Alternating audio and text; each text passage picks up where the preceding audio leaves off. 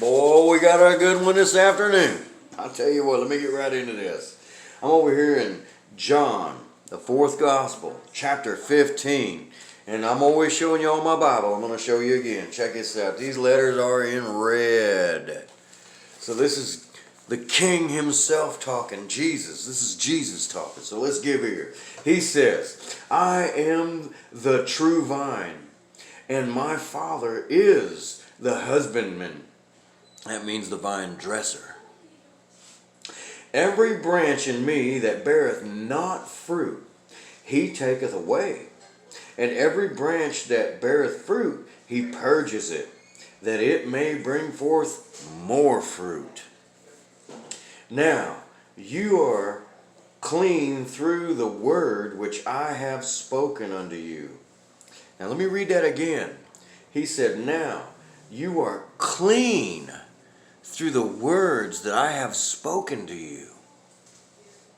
Abide in me, and I in you.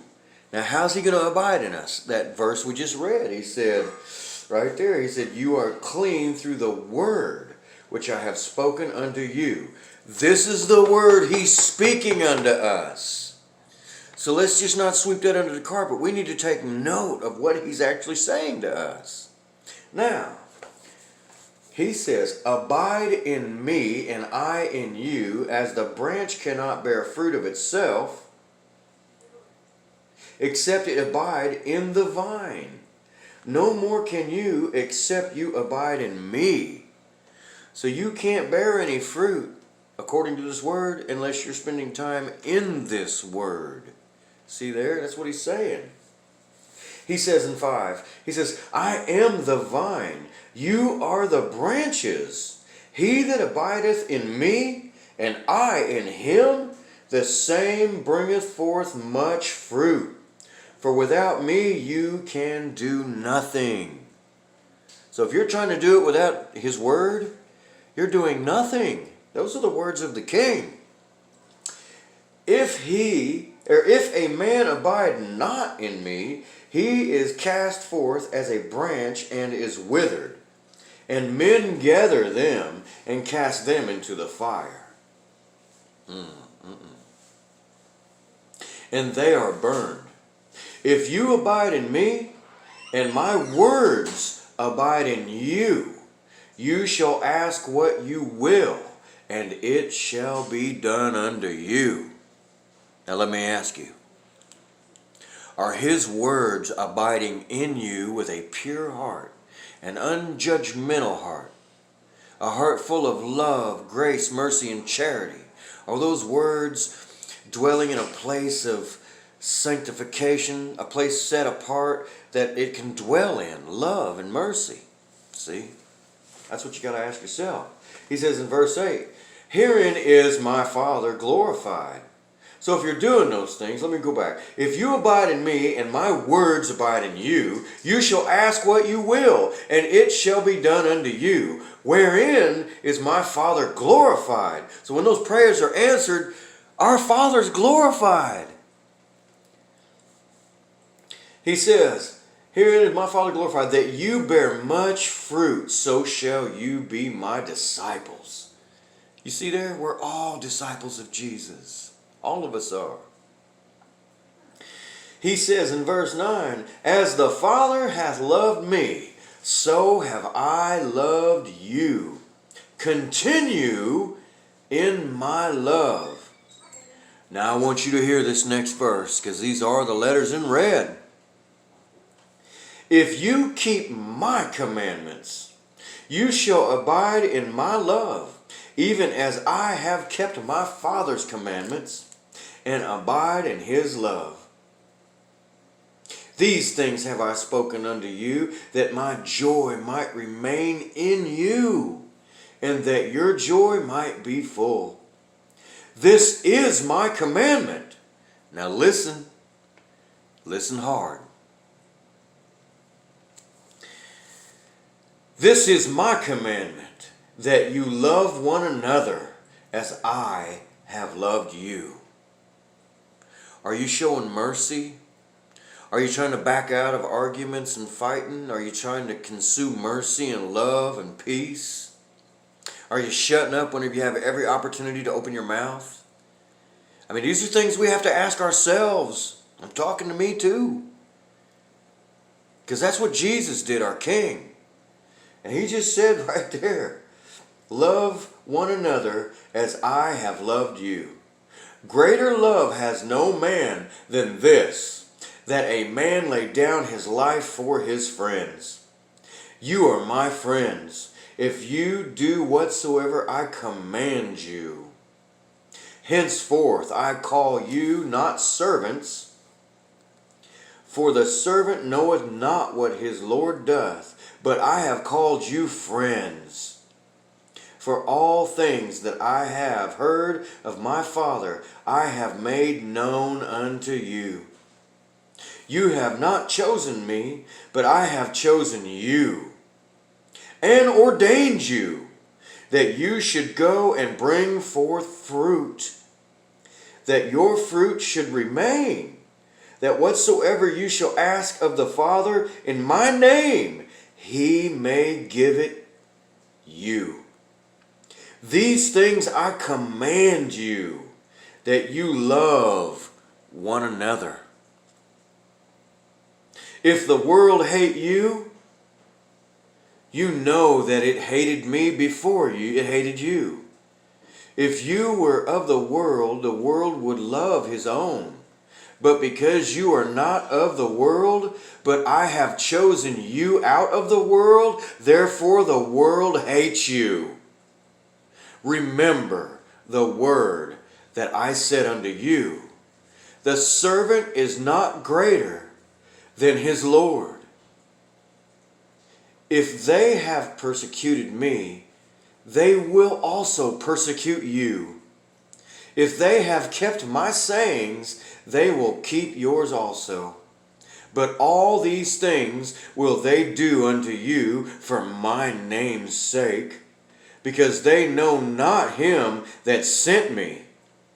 If I had not come and spoken unto them, they had not had sin, but now they have no cloak for their sin.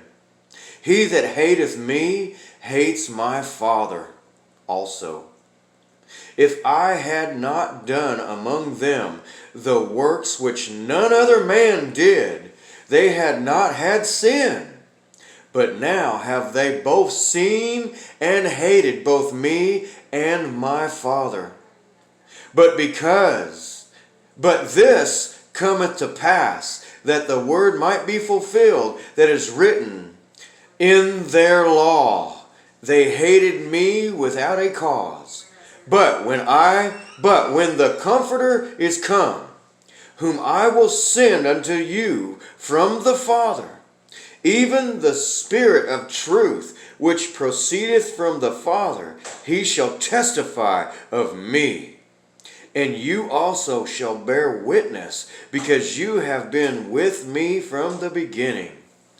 These things have I spoken unto you, that you should not be offended. They shall put you out of the synagogue. Yea, the time cometh, whatsoever killeth you will think that he hath done God service. Just like Saul, when he was persecuting the Christians, he thought he was doing God's will. But he wasn't. He was killing the true believers of Jesus. Well, there's going to be people just like that. And these things will they do unto you, because they have not known the Father, nor me. But these things have I told you, that when the time shall come, you may remember that I told you of them. And these things I said not unto you at the beginning, because I was with you. But now I go my way to him that sent me, and none of you ask me, whither goest you? But because I have said these things unto you, sorrow hath filled your heart. Nevertheless, I tell you the truth. It is expedient for you that I go away. For if I go not away, the Comforter will not come unto you. But if I depart, I will send him unto you. And when he is come, he will reprove the world of sin and of righteousness and of judgment, of sin because they believe not on me, of righteousness because I go to my Father and you see me no more, of judgment because the prince of this world is judged. I have yet many things to say unto you, but you cannot bear them now. Howbeit, when he, the Spirit of truth, is come, he will guide you into all truth. For he shall not speak of himself, but whatsoever he shall hear, that shall he speak, and he will show you things to come. He shall glorify me, for he shall receive of mine, and shall show it unto you. All things that the Father hath are mine. Therefore said I, he that shall take of mine, and shall show it unto you a little while, and you shall not see me, and again a little while, and you shall see me, because I go to the Father. Then said some of his disciples among themselves, What is this that he saith unto us? A little while, and he shall see me, and again a little while, and you shall see me, and because I go to the Father? Well, he's talking about, he's fixing to descend into heaven in a little while. And then a little while longer, he's coming back from heaven. Because the two angels were standing there on the mountain and said, Why y'all standing here gazing into the heavens? The same way you've seen him leave is exactly how he's going to return. And I believe it says over there in Matthew somewhere in 24:23, as lightning is from the east unto the west, so shall the return of the coming of the Son of Man. In other words, it's no secret rapture. You're going to know. The whole world's going to know. Or they wouldn't be crawling into the rocks or the caves and praying for the rocks to fall on them. All right? You got to read, y'all. You got to read. You got to read. I'm going to jump over here to verse 33 of chapter 16. It says, These things I have spoken unto you, that in me you might have peace. In Jesus you will have great peace. In the world you shall have tribulation, but be of good cheer. I have overcome the world. So be of good cheer. Jesus has overcome the world. Jesus has overcome the world. And remember this. He says back over here, he says right here, if you keep my commandments, you shall abide in my love, even as I have kept my Father's commandments and abided in his love. Now go research and find out how Jesus kept his Father's commandments. That's right. Y'all have a good day and read your Bibles.